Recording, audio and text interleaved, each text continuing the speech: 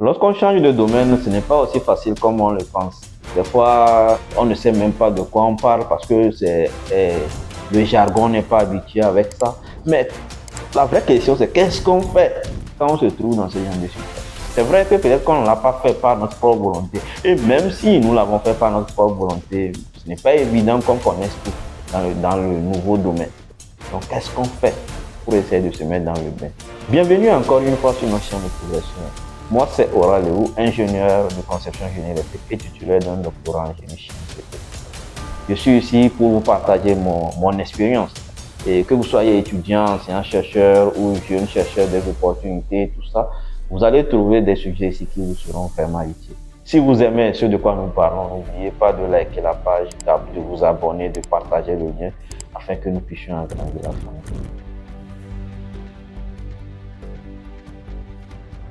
Dans la vidéo précédente, j'ai essayé d'évoquer un peu mon changement de parcours. Et comme vous l'aurez constaté, ce n'était pas quelque chose que j'ai fait par volonté au début.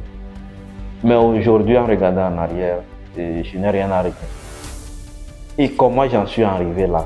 Comment est-ce que j'ai pu m'en sortir malgré l'adversité qu'il pouvait y avoir, malgré les difficultés que j'aurais pu rencontrer?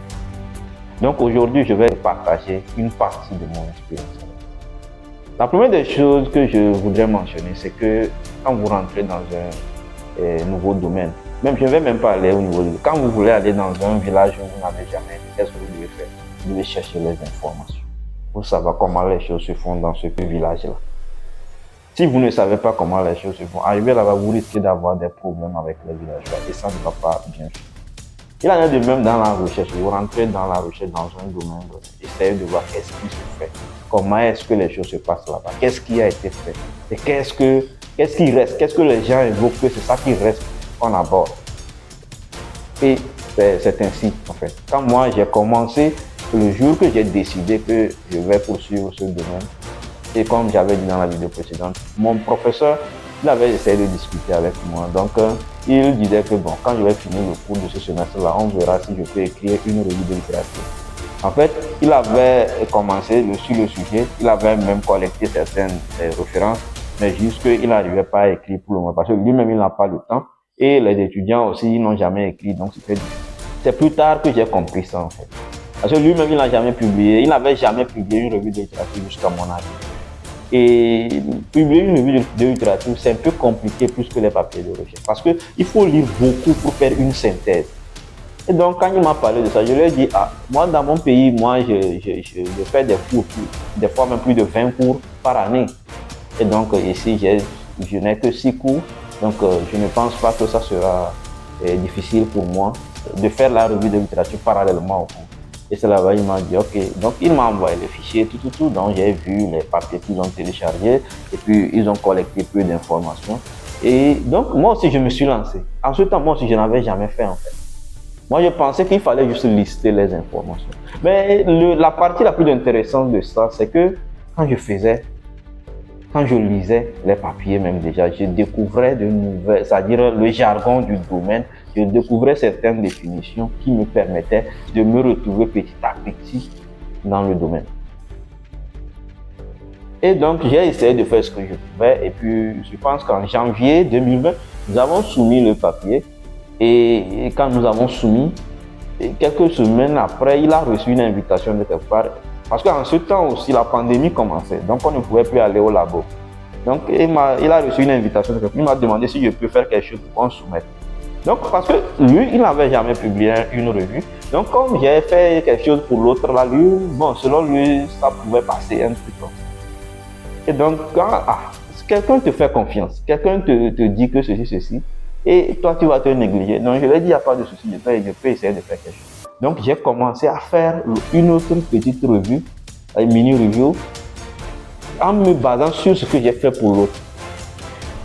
Après 2 mois de soumission de la première revue, on a reçu un retour qui nous disait d'essayer d'enlever le champ de Mendeley et d'ajuster le plagiat et de renvoyer, comme je l'avais expliqué dans la vidéo de Mendeley.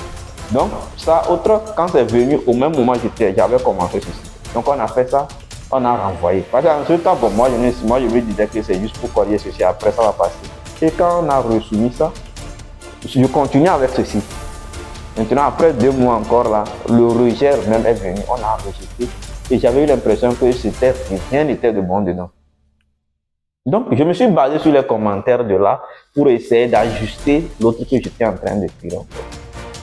Et donc, j'ai ajusté, j'ai essayé d'améliorer certaines choses. Et puis, après, bon, le journal dans lequel on devait soumettre, ils nous ont redirigé vers un autre journal, mais qui n'était pas SCI.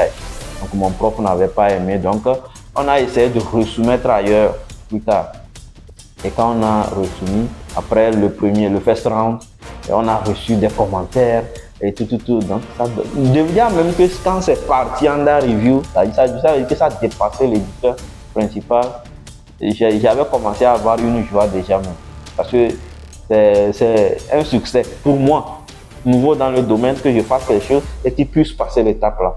Et après, on a reçu des commentaires bien dodus, plus de 5 ou 6 commentaires de plusieurs pages. Entre-temps, quand j'essayais de faire les trucs là comme ça, et puis je participais à des webinaires en ligne, tout ça là, ce que je constatais, c'est que quand vous faites un papier, il faut être sûr qu'il y a quelque chose de nouveau là-dedans. Il faut qu'il y ait quelque chose de nouveau. Quand il y a quelque chose de nouveau dedans, c'est ça qui va attirer. Donc, dans le papier, le mini review là que je fais, il y a une section, j'ai fouillé, j'ai vu que les gens n'avaient pas abordé ça. Donc, j'ai essayé d'introduire ça dedans. Parce que ça seul, ça ne peut même pas faire un papier. Alors, j'ai introduit ça et puis j'ai essayé de mettre d'autres informations à jour. Donc, j'ai fait. Et puis après, quand les retours sont venus, j'ai révisé comme je pouvais. Et le jour que nous avons resoumis la révision, ça a été accepté le même jour, la nuit là. Et le jour là, c'est que je venais de faire une victoire remarquable en fait. Et c'est à partir de là que les choses... Parce que, étant donné que ça là s'est passé, la manière dont j'ai révisé, la manière dont j'ai essayé de chercher comment améliorer ça, c'est passé. Donc, j'ai essayé d'utiliser ça pour la suite. Et donc, j'ajuste au fur et à mesure jusqu'à aujourd'hui. Aujourd'hui, si vous voyez que mes profils, que ce soit sur Google Scholar, ResearchGate, Scopus, Web of Science, j'ai fait beaucoup durant ces 5 dernières années.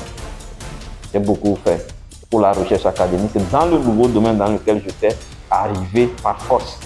Si on peut le dire ainsi. Donc, juste pour vous dire que quand vous commencez, essayez de ne pas négliger la revue de littérature. Ça va servir de base pour la suite. Aujourd'hui, vous allez voir dans mes papiers, j'ai des papiers de review, j'ai des papiers de machine learning, j'ai des papiers d'expérimentation. En fait, il faut juste essayer de bien faire la fondation. Le reste, vous allez essayer d'ajuster au fur et à mesure. En fait. Cultivez des compétences et vous allez voir que vous n'allez jamais regretter. Et ne laissez pas les gens vous faire croire que c'est minime, non, il ne faut pas. Bon, je me rappelle quand je faisais littérature review au début, il y a certains qui pensaient que non, que ça c'est rien, c'est l'expérimentation seulement, mais plus tard ils ont compris en fait. Il faut parier sur le long terme, il faut se lancer, essayer de faire ce qu'on peut, même si c'est des petites choses que vous devez faire au début, faites-les et avancez à petits pas. Un jour vous allez voir que ce sont des accomplissements gigantesques que vous aurez accomplis en fait. Donc c'est un peu ça que je veux partager avec vous aujourd'hui. Je vous exhorte à vous lancer, à essayer de vous renseigner le plus possible lorsque vous commencez le domaine et vous allez voir que c'est rien de compliqué. Donc c'est un peu ça, on se dit à plus et continuons par parier sur l'avenir. Donc excellente semaine à vous.